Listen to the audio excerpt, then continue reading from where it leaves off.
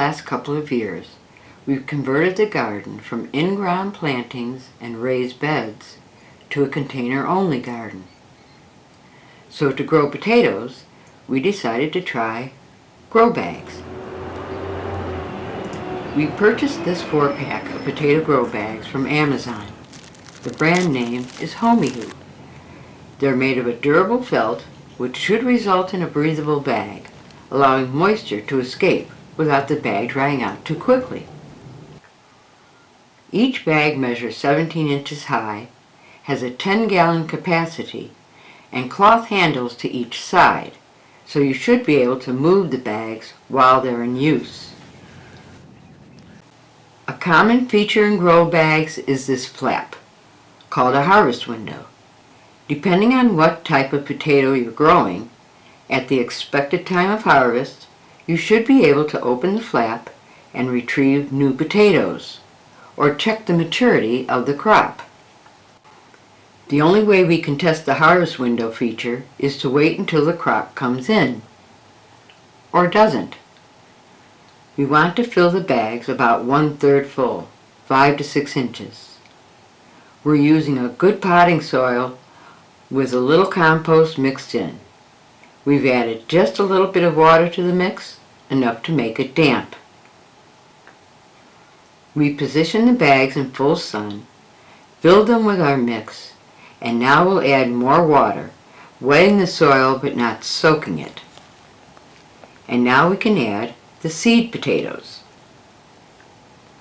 Cut the seed potatoes to create sections. Each section should have 2 or 3 eyes.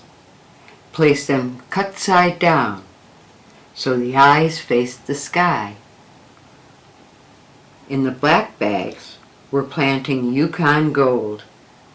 Yukon Gold is an early season variety, meaning in about 60 days we should see new potatoes, and in 90 days we should be able to harvest. In the gray bags, we're planting a mix of seed potatoes, a mix of early season and mid-season. We should harvest smaller potatoes in about 60 days, and larger varieties can be let to mature for an additional 60 days or so.